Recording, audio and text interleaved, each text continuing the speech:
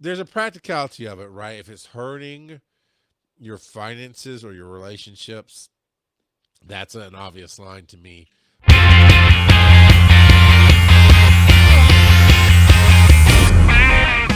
Parliament of Papas. Oh, to finish the thought about the kids, your parents are not always okay.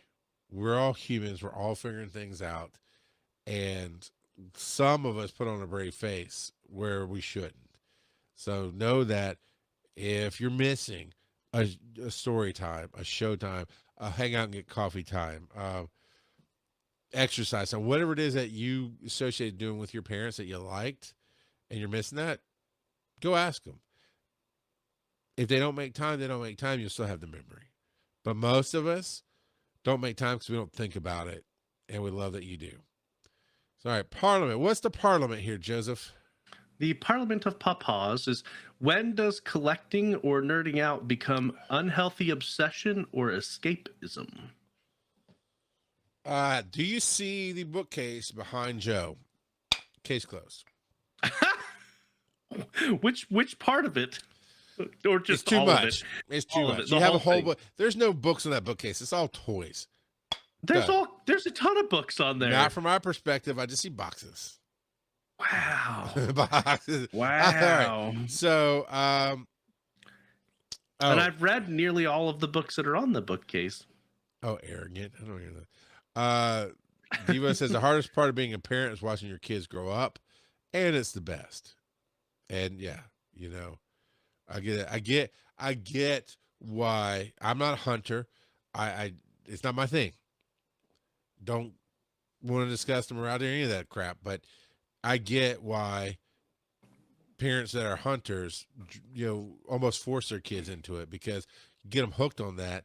Even as a grown adult, that's what they want to go do. They want to go to deer camp with the family. You know, if you got the money, it's go to Disney every year. Get them used to that, right? They expect you to pay for their spouses to come. Um, anyway, it is the best. But that's not the Parliament. It's not what we call to talk about, Joe. We're talking about collecting things. Stop digressing and distracting the show. But what do you think? What's your take on when does a collection become too much? um, I mean, when it becomes a just complete obsession, and when does it become an unhealthy obsession? I guess is what the question is really asking. Um, and it's when it's at the detriment of other things, when it's at the detriment of your relationships, when it's at the detriment of your finances, for instance, because uh, there are some very expensive hobbies slash nerding outs, and so when it gets to the point of being an addiction, really, um, you have definitely crossed into the unhealthy obsession category. Um, Yeah. so the yeah, there have definitely been various times where um, stuff has been it's on the more mild side of things, but like for instance, the week before DragonCon at work, uh, I'm largely distracted. That is to be expected. But if I was at that level like for months Yeah. or even all year long, that would not be good, because that is a detriment to my productivity. It's a detriment to uh, my job and could potentially impact whether or not I kept my job. Um, but that week beforehand, it I don't know how much it happens to you, but I get distracted really easily thinking It's about Dragon Con the week before. it's been a while since I've lived that life. Because it is my life. So like I stay on Dragon Con all the time. So I already have like a week ahead of time blocked out where I don't do anything else. But I understand what you're saying. It's just been a minute since I've had a real job that I had to think about and then leave to Mm. do Dragon Con and then go back to the cold gray reality that is a cubicle after Dragon Con. It's dude, that's a whole nother Teddy tell me a story right there of going to a podcast conference and being a rock star than coming back to a cubicle and doing an everyday job. It's depressing if you're not careful. But that's not this question. I see you making the note. That's what I intended. I think my take is a little bit. There's a practicality of it, right? If it's hurting your finances or your relationships, that's an obvious line to me. Um, if you're doing that to replace happiness in your life instead of dealing with something, that can be a problem. But mostly for me, it's when it becomes your identity. That's the problem. There's many people in my real life circles that don't have a clue about Dragon Con or that I'm there.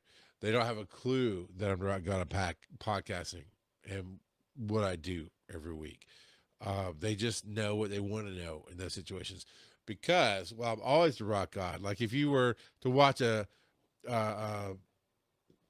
it's not a documentary. When they do the reality show, if you watch a reality show where it just follows me around, whatever, for my life, you'll Okay. see the aspects and everything that I do, but it's not my identity to the point that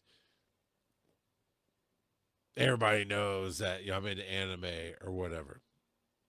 No, I didn't make it last year, Devo.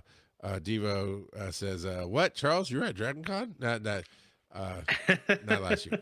Uh, but it's.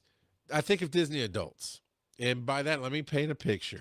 I Yeah. mean the person that has to is a choice. I'm not going to yuck your yum, but it's a person that has to be at Disney to get the proposal. It's the person that Hmm. has Disney themed wedding. It's the person that has to go once or twice a year. And in between those times, it's always Disney this on the card, Disney this on the shirt, Disney that on the, when they make it their personality to where Yeah. Disney is them and it's not them, that's, and there's all kind of nerddom that does that. I mean, I will speak up for Joe. I can't not at this point. I can't tell you how many cons we've been to together. And the first one, you got conitis a little bit as you do, the big lights, big eyes, like, ooh, and you got some mystery boxes for your kids, and you and your wife had talked about it and you had planned for it. After that initial, I did the same thing, right? The first time you go to a good con, you're like, oh, I'm gonna buy something cool. It's such a cool moment, and you buy something cool, and the kids found it cool, and you come home, that energy comes through. After that, it has been, let me see if something inspires me for myself or the family. That's so I'll give you grief about the bookshelf full of toys back there. I'm sure it's got some kind of how-to manuals on there, or something. But it's not. I don't know. It's not your personality, and that's to me where the line is. And for me, it's not nerd. You can call anything nerding out, right? It's the golfers who abandon their family every weekend, and instead Yep. of I'm going extremes because this is what I was taught and shown, right? Not in real life. I don't know golfers to this level at all. This was a stereotype that was pointed to me. But instead of getting their kids braces or whatever they need, they're getting that new club. Basically, once you become self-centered about it, once you become I'm I'm going to spend money on this, but not on something that you like or need. That's what's the problem. What does Devo say there? That when he went to Dragon Con, he said, I only bought Bob's book and brought back a lot of good memories." Yeah, yeah. You know, I Good it's old not. Bob Magoo. We talked about him on Tuesday about how he inspired what we do with the newsletters and everything else. I have a newsletter, so there's that. We'll put that out in a minute.